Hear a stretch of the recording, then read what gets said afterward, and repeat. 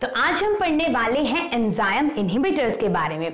तो जो हमारा एंजाइम होता है हमारी बॉडी का सबसे पावरफुल इंसान, मतलब हमारी बॉडी में पावरफुल इंसान, मतलब कि चलो जस्ट जॉकिंग, मतलब हमारी बॉडी के अंदर जितनी भी एक्टिविटीज होती हैं वो किसकी हेल्प से होती है, एंजाइम्स के से। चाहे वो प्रोटीन का डाइजेशन हुआ, चाहे कार्बोहाइड्रेट का डाइजेशन हुआ, चाहे फैट का हो या किसी भी चीज का हो, ठीक है। तो उसके अंदर आज हमें पढ़ने हैं इनहिबिशन के मैकेनिज्म। तो हमारे जो एंजाइम है जो ताकतवर वाला था, तो एंजाइम को दो तरीके से इनहिबिट किया जाता है, ठीक है। एंजाइम की एक्टिविटी को दो तरीके से इनहिबिट कर सकते हैं। The first one is reversible and the second one is irreversible. यानी एक इनहिबिशन तो ऐसा होता है जिसको आप रिवर्स कर सकते हो। असल में क्या होता है कि एंजाइम के साथ में आकर एक इनहिबिटर जुड़ जाता है जिसकी वजह से एंजाइम की एक्टिविटी हो जाती है अफेक्ट, मतलब वो काम करना क्या कर देता है, तो बिल्कुल ही बंद या फिर कम कर देगा, ठीक है। तो अब अगर हम उस इनहिबिटर को वहां से हटा सकते हैं किसी तरीके से, तो वो इनहिबिशन हो गया रिवर्सिबल, जो हमारी एनसीईआरटी के अंदर दे रखा है। और रिवर्सिबल इनहिबिशन के भी दो पार्ट्स हैं, पहला कॉम्पिटिटिव इनहिबिशन और दूसरे वाला है हमारे पास में नॉन कॉम्पिटिटिव इनहिबिशन, ठीक है। अच्छा, अब हम आगे चलते हैं इसके अंदर कि अब इरिवर्सिबल क्या है भाई। रिवर्सिबल तो देख लिया, अभी इरिवर्सिबल क्या चीज है। तो इरिवर्सिबल आपके पास में क्या होता है कि अगर वो इनहिबिटर आके जुड़ गया तो वो बोलेगा कुछ भी कर लो भाई, मैं तो नहीं हटूंगा यहां से, ठीक है। तो उसको बोलते हैं हम इरिवर्सिबल इनहिबिशन। जैसे कि अगर बोलते हैं ना कि साइनाइड अगर किसी इंसान ने ले लिया तो उसकी वहीं पे डेथ हो जाती है। क्यों? क्योंकि वो हमारी बॉडी के जितने भी एंजाइम्स काम कर रहे थे उनके एक्टिव साइट को क्या कर देता है, ब्लॉक कर देता है। एक्टिव साइट मतलब कि एंजाइम के ऊपर क्या होती है, एक साइट होती है जिसको हम एक्टिव साइट बोलते हैं। जब उसके ऊपर कोई आके सबस्ट्रेट जुड़ता है, सबस्ट्रेट एक एंजाइम का एक तरीके से खाना है कि जब उस एंजाइम के साथ में एंजाइम की एक्टिव साइट के अंदर वो आकर सबस्ट्रेट जुड़ेगा, तभी वो एक्टिवेट होगा और काम करना शुरू करेगा। उस एक्टिवेटर की जगह पे, मतलब जो एक्टिव साइट पर जो आकर सबस्ट्रेट जुड़ना था, सबस्ट्रेट मतलब एक तरीके से एक्टिवेट करने वाला है उसको, तो उसकी जगह पे आकर अगर इनहिबिटर जुड़ जाता है तो उसके एंजाइम की एक्टिविटी को बंद कर देता है। अगर वो परमानेंटली बंद हो जाए तो उसे बोलते हैं हम इरिवर्सिबल इनहिबिशन। जैसे पॉइजन जब कोई ले लेता है इंसान, उस केस के अंदर होता है, ठीक है। लेकिन अगर उसे रिवर्स करा जा सके तो वो क्या होता है हमारे पास में रिवर्सिबल इनहिबिशन, जो हमें पढ़ने हैं। तो फर्स्ट है कॉम्पिटिटिव और दूसरा नॉन कॉम्पिटिटिव।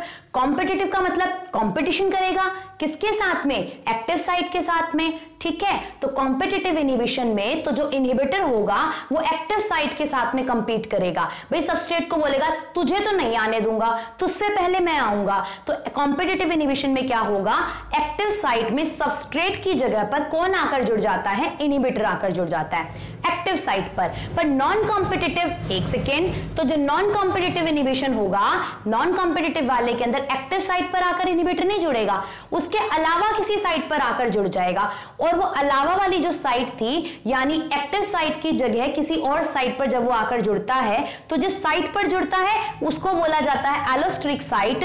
तो जब आपके पास में नॉन कॉम्पिटिटिव इनहिबिशन होगा तो एलोस्टेरिक साइट के ऊपर आकर इनहिबिटर जुड़ जाता है, जिसकी वजह से एक्टिव साइट की शेप चेंज हो जाती है, ठीक है।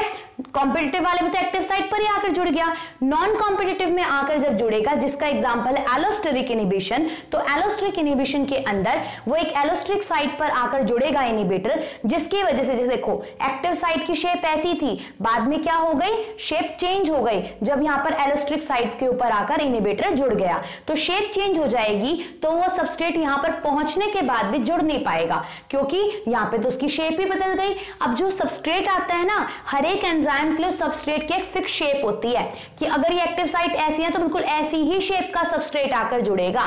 अब उसने तो इनहिबिटर ने तो शेप को ही चेंज कर दिया, तो वो आकर ज्वाइन कर नहीं पाएगा, तो अपना काम नहीं कर पाएगा। अब एंजाइम के लिए आप लोग पढ़ते हैं ना लॉक एंड की हाइपोथेसिस, जैसे हर एक ताले की एक चाबी होती है, ठीक ऐसे ही एक्टिव साइट के लिए एक पर्टिकुलर सबस्ट्रेट होता है, उसकी शेप बदल गई तो वो काम नहीं कर पाएगा, ठीक है। आगे चले, उसके बाद में कॉम्पिटिटिव इनहिबिशन पढ़ लिया, नॉन कॉम्पिटिटिव पढ़ लिया। कॉम्पिटिटिव में कोई एग्जांपल्स नहीं है। नॉन कॉम्पिटिटिव इनहिबिशन के दो पार्ट हम पढ़ सकते हैं। पहला है हमारा एलोस्टेरिक इनहिबिशन। पहला क्या है? एलोस्टेरिक इनहिबिशन, जो मैंने यहां पे लिखा हुआ है, और दूसरा होता है एक फीडबैक इनहिबिशन। फीडबैक इनहिबिशन हमारी बॉडी के लिए काफी ज्यादा जरूरी है, क्योंकि अगर हमारी बॉडी के अंदर कोई एंजाइम ज्यादा बन रहा है तो उसको कंट्रोल किया जा सकता है किस मेथड से? इस फीडबैक इनहिबिशन से, ठीक है। और कोई कम बन रहा है तो उसको ज्यादा बनवाया जा सकता है, ज्यादा बन रहा है तो उसको कम करवाया जा सकता है, किससे? इस फीडबैक इनहिबिशन से, ठीक है। फीडबैक क्यों बोला? क्योंकि अगर कोई भी एंजाइम है वो कोई रिएक्शन को कराएगा तो कुछ ना कुछ प्रोडक्ट तो बनेगा ना, प्रोडक्ट बनेगा, तो वो प्रोडक्ट क्या करेगा? ये कह देगा, अगर वो प्रोडक्ट ज्यादा अमाउंट के अंदर बन गया ना तो वो खुद ही उस रिएक्शन को बंद करवा देगा कुछ टाइम के लिए, जब तक बॉडी के अंदर उस एंजाइम का लेवल कंट्रोल लेवल में नहीं आ जाता। अब उसके प्रोडक्ट ने उसको बंद करवाया ना रिएक्शन को, इसीलिए क्या बोला गया? इसको फीडबैक इनहिबिशन बोला गया, ठीक है। आगे चले, जैसे मान लिया कि हाइड्रोजन और ऑक्सीजन रिएक्ट करके वाटर बनाते हैं, जर्नल फॉर्म में देखें तो अगर वाटर ज्यादा बन रहा है तो वाटर उस रिएक्शन को खुद ही क्या करा देगा? इनहिबिट करा देगा, ठीक है। आगे चलते हैं। खैर हमारी बॉडी में वाटर वाली रिएक्शन नहीं होती, और जो रिएक्शंस होती हैं, ठीक है। आगे चलते हैं। मैंने दोनों के बीच में एक डिफरेंस लिखा हुआ है, तो अब Km और Vmax के अंदर मैंने वैल्यू लिख रखी है। Km क्या होता है? ये होता है माइकलिस मेंटन कांस्टेंट बोलता है। दो ग्राफ दे रखे हैं ना अपनी एनसीईआरटी में, Km और Vmax के बीच में। Vmax तो क्या हो जाएगा कि जितने मतलब मैक्सिमम वेलोसिटी से जो वो पार्टिकल है वो आकर सबस्ट्रेट के साथ में बाइंड कर रहे हैं, और जितनी जल्दी जल्दी एंजाइम बन रहा है वो तो क्या रिप्रेजेंट करता है? Vmax। भाई कितनी जल्दी जल्दी आकर सबस्ट्रेट मॉलिक्यूल अटैच हो रहे हैं एक्टिव साइट के साथ में और नया एंजाइम बना रहे हैं, मतलब नया प्रोडक्ट बना रहे हैं, सॉरी, ठीक है। तो और दूसरा क्या है? Km। ये कांस्टेंट था, अगर इसकी कांस्टेंट की वैल्यू कभी तो बढ़ती है और कभी घटती है। अब कब बढ़ेगी और कब घटेगी वो हमें देखना है। तो जब कॉम्पिटिटिव इनहिबिशन होता है तो Km की वैल्यू, यानी जो माइकलिस मेंटन कांस्टेंट है, इसकी वैल्यू इंक्रीज हो जाती है। कब? कॉम्पिटिटिव इनहिबिशन में। बट नॉन कॉम्पिटिटिव इनहिबिशन के अंदर इसकी वैल्यू क्या रहती है? अनचेंज रहती है। मतलब Km की वैल्यू के अंदर नॉन कॉम्पिटिटिव इनहिबिशन पे कोई फर्क नहीं पड़ता, ठीक है। ये पूछे जाते हैं कई बार कॉम्पिटिटिव एग्जाम के अंदर, इसीलिए करवाने हैं। उसके बाद में Vmax की वैल्यू कॉम्पिटिटिव इनहिबिशन में अनचेंज रहती है। याद कैसे रखेंगे? अगर एक्टिव साइट पर आकर ही इनहिबिटर ज्वाइन कर गया तो Vmax सबस्ट्रेट से रिलेटेड था, कितना भी सबस्ट्रेट बढ़ा लो, जब इनहिबिटर एक्टिव साइट पर आकर जुड़ ही गया तो वो छोड़ेगा नहीं उसे आसानी से। यानी कि Vmax की वैल्यू को बढ़ाने से या घटाने से, यानी सबस्ट्रेट के नंबर जितने आकर एक्टिव साइट पर जुड़ रहे थे उनको बढ़ाने से या घटाने से कॉम्पिटिटिव इनहिबिशन के अंदर कोई फर्क नहीं पड़ता। पर नॉन कॉम्पिटिटिव इनहिबिशन के अंदर जो ये Vmax है इसकी वैल्यू घट जाती है, मतलब जितने पहले सबस्ट्रेट मॉलिक्यूल आकर बाइंड कर रहे थे उससे बहुत कम ही आकर यहां पर बाइंड करेंगे, ठीक है। क्योंकि यहां पर एक्टिव साइट ब्लॉक नहीं हुई, उसके अलावा कोई दूसरी साइट ब्लॉक हुई है, ठीक है। वो कम से कम आकर यहां पर अटैच करने की कोशिश तो करेंगे, वहां तो कोई चांस ही नहीं है उनके जुड़ने का, ठीक है। ये हो गया हमारे पास में। आगे चलते हैं। मैंने दो एग्जांपल लिख रखे हैं किसके? नॉन कॉम्पिटिटिव इनहिबिशन के दो पार्ट्स हैं, allosteric inhibition and feedback inhibition, ठीक है। तो जैसे एलोस्टेरिक इनहिबिशन अभी मैंने बताया क्या होगा उसके अंदर कि एलोस्टेरिक साइट के ऊपर इनहिबिटर बाइंड कर जाएगा। दूसरा है फीडबैक इनहिबिशन। तो फीडबैक इनहिबिशन के अंदर क्या होगा? दो टाइप के फीडबैक होते हैं, एक पॉजिटिव और एक नेगेटिव, ठीक है। तो जैसे वैसे तो हमारी बॉडी के अंदर ज्यादातर क्या होते हैं? नेगेटिव फीडबैक मैकेनिज्म चलता है। नेगेटिव फीडबैक क्यों?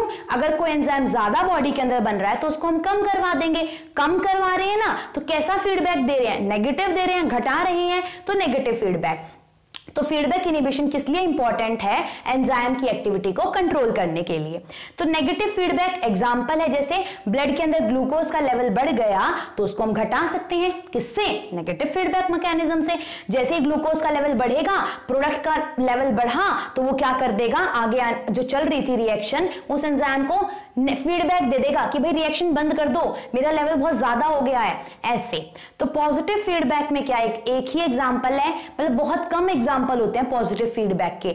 इसका एग्जांपल है ऑक्सीटोसिन। यानी जब बेबी बर्थ लेता है तो एक हार्मोन रिलीज होता है जिसका नाम होता है ऑक्सीटोसिन हार्मोन, ठीक है। तो इस ऑक्सीटोसिन हार्मोन की भी कोई ना कोई तो प्रोडक्शन कराएगा एंजाइम। तो जो ऑक्सीटोसिन हार्मोन है ये क्या करता है? अगर थोड़ा सा रिलीज होगा तो इससे क्या होगा? हमारी बॉडी के अंदर मतलब जो मदर की बॉडी होगी उसमें कॉन्ट्रैक्शन होंगी ताकि बेबी बर्थ ले सके एक तरीके से, तो वो किसका एग्जांपल है, पॉजिटिव फीडबैक का। यहां पर ऑक्सीटोसिन जब थोड़ा सा रिलीज होगा तो उसको फीडबैक मिलेगा, भाई मेरी और जरूरत है, तुम और रिलीज करो। ठीक है, अब मेन मुद्दे पे आ जाए एनसीईआरटी के अकॉर्डिंग। तो एनसीईआरटी के अंदर कॉम्पिटिटिव इनिबिशन का बस इतना ही दे रखा है कि वो एक्टिव साइट पर आकर बाइंड करेगा और क्या कर देगा, एक्टिव साइट पर आकर बाइंड करेगा। ठीक है, नॉन कॉम्पिटिटिव इनिबिशन का उसके अंदर एक एग्जांपल है और वो एग्जांपल दे रखा है एलोस्टेरिक इनिबिशन, कि ये एक्टिव साइट के साथ में कंपीट नहीं करेगा, किसी और साइट पर आकर जुड़ेगा। ठीक है, बाकी वीमैक्स और केएम का सिर्फ नाम दिया हुआ एनसीईआरटी के अंदर, इनके वैल्यू बढ़ने घटने के बारे में नहीं बताया गया है। ठीक है, अगर पूछ ले तो हम आंसर दे सकते हैं। ठीक है, तो ये थे हमारे एंजाइम इनिबिशन के मैकेनिज्म्स। ठीक है, एक इंपॉर्टेंट पॉइंट और याद रखना कि अगर आपके पास में रिवर्सिबल इनिबिशन है तो यहां पर सबस्ट्रेट की कंसंट्रेशन को बढ़ाकर, सबस्ट्रेट यानी जिसको असलियत में एक्टिव साइट पर आकर जुड़ना था, इस रिएक्शन को यानी जो ये आके जुड़े हैं हमारे जो इनिबिटर, इनको हटाया जा सकता है अगर बहुत ज्यादा कंसंट्रेशन को बढ़ा दें सबस्ट्रेट की तो। लेकिन नॉन कॉम्पिटिटिव में चाहे आप कुछ भी कर लो, ऐसा आप नहीं कर सकते हो, यानी वो इनिबिटर वहां से नहीं हटेगा। ठीक है, तो आज के लिए हम इतना ही करने वाले हैं। ठीक है।